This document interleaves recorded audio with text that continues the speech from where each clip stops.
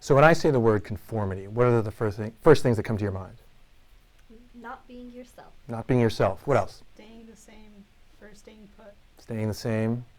Fitting in. Trying to fit in. Absolutely. These are pretty typical responses to how people think of what conformity really means. And conformity can mean and reflect a lot of different behaviors and a lot of different types of motivations. And they're not always going to be these sort of negative connotations. Some of them are actually quite positive. You can imagine a situation where you pull up to a traffic intersection. You're really counting on other people to conform to the behaviors of each other as well as traffic laws. You don't want some radical nonconformist to come up to this intersection and be like, oh, I don't care about traffic laws, and they zoom right through the intersection. That's going to be dangerous for everyone. So in a lot of situations, we rely on conformity to help maintain social harmony. What we'll see is that it really depends on the type of conformity we're talking about. There's really two ways in which we're influenced by the behaviors of others. One is through what we'd call more of a normative influence, and the other is a more informational influence. Normative influence is when we're changing our behaviors to be the same as other people's behaviors because we're trying to gain social approval or to at least avoid disapproval. We're trying to fit in with this crowd and we want to be liked. And this is a matter of finding and fitting into appropriate social norms. We engage in a lot of this type of behavior as teenagers. What we think of as peer pressure can reflect these types of things.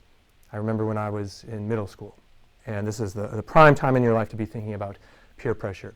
And we had this fashion trend at the time that wasn't just where I grew up. It seemed to happen across the entire country, where you would roll up your pants to this absurd degree where we would roll them and tighten them so that we looked like we had basically MC Hammer pants on. And you couldn't have them too high, but this was really the cool thing to do, obviously. This is just what everyone did. And I'm not sure why. I don't know who made this rule that you have to roll your pants this way, but everyone did, and you had to fit in to do it this way. And just as suddenly, someone decided, we're not doing this anymore. And you didn't do this. You stopped having your pants like this, and you didn't roll them up anymore, and it was decided that was the cool thing to do, is not roll them up anymore.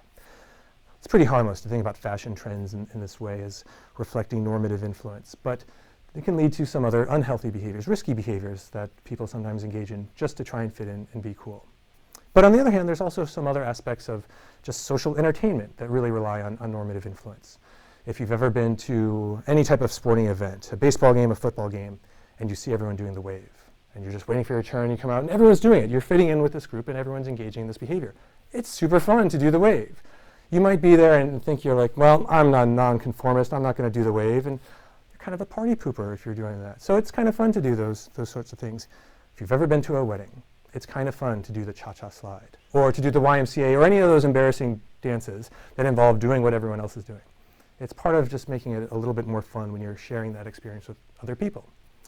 Now, it's a little different in the context of informational influence. With informational influence, we're being influenced by others. Our behavior is changing because of what other people are doing. But in this case, it's not to fit in or be liked. It's to know what's the right answer. I want more information in this situation.